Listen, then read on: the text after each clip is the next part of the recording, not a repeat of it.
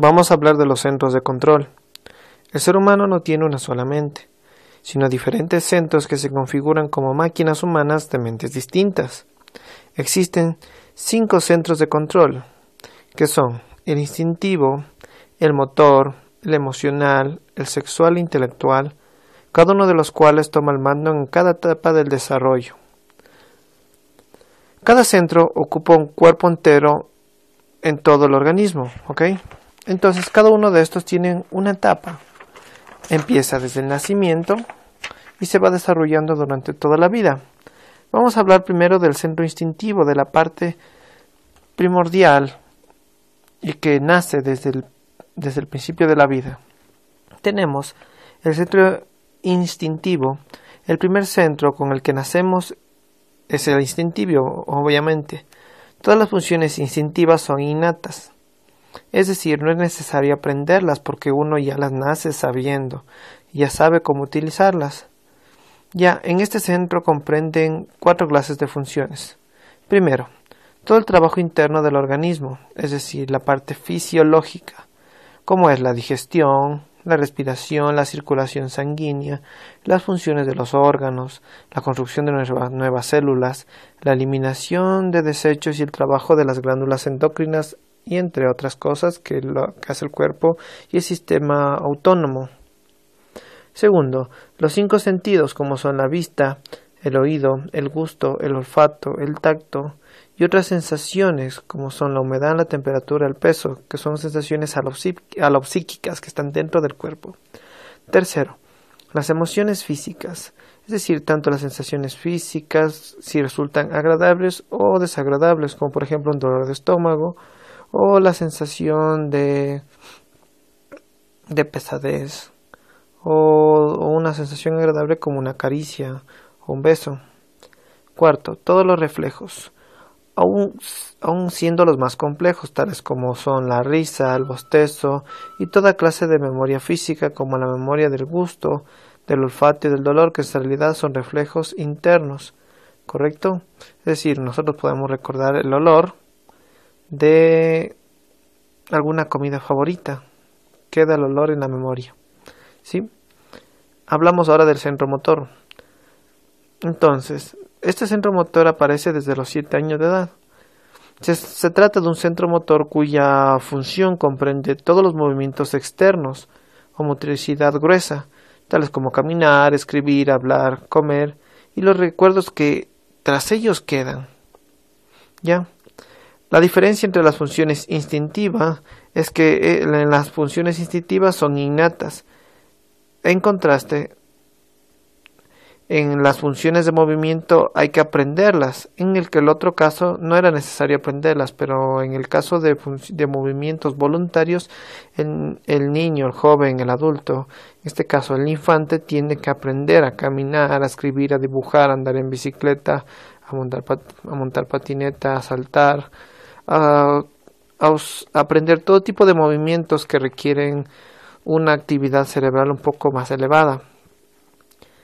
Cuando un niño es muy pequeño, él quiere conocer el mundo, de todo lo que le rodea, y esto lo hace a través del movimiento. Ya Piaget ya lo dijo, es la forma que él aprende, ¿sí? Es en el estadio de las sensaciones preoperatorias, en la cual él manipula su entorno y aprende mediante el gusto y el tacto. ¿Correcto? Luego viene el centro emocional.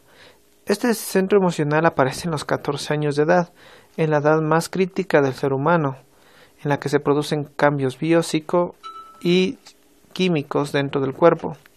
Entonces, aparece a los 14 años de edad. Vemos que es un periodo de cambios constantes y de estado de ánimo, desde las más terribles depresiones hasta la más grande y espontánea alegría, ¿sí? Entonces, todas estas sensaciones intensas que se da en mayor caso en las mujeres, porque en este centro se desarrolla más rápidamente que en los hombres, es decir, su área emocional existen mayores conexiones nerviosas y además se desarrolla mucho más rápido. Además, el cuerpo de la mujer se acerca despertando el deseo sexual. vamos a hablar del otro punto, que es el centro sexual. En los varones se produce un cambio interesante. Ya dejan de detestar al sexo opuesto, sino que empiezan a encontrar un cierto atractivo. Lamentablemente, por medio de la cultura, el hombre no es tal o no es considerado hombre hasta que lo demuestra. Por lo general, a quien debe demostrárselo es a otro hombre, porque si no pierde identidad. En muchos de los casos y culturalmente, los padres cometen el error de decirle al hijo varón como frases de que: oye, no llores que pareces una niña, o gritas como niña, o no te comportes como niña. Cosas que le quitan la identidad como hombre. ¿Ya?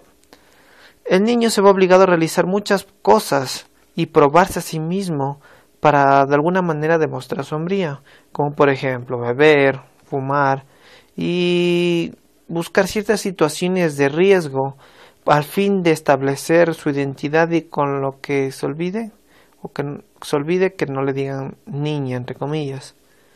Ya, en ciertas palabras suelen decir mariquita.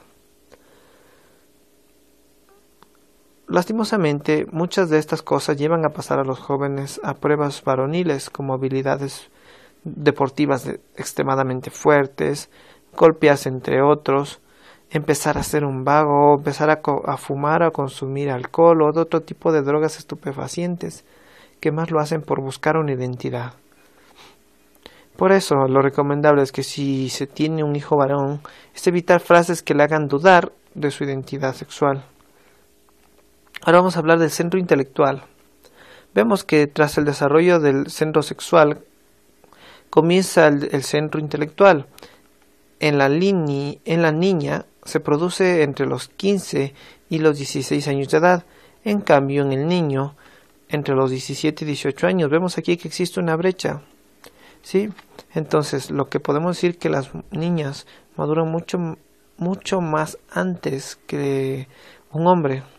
En este periodo, cuando surgen en los adolescentes todo tipo de interrogantes, empiezan a preguntarse el porqué de la vida, ¿sí? Y de esa manera a definir su propia identidad, a buscar la razón de por qué vienen al mundo.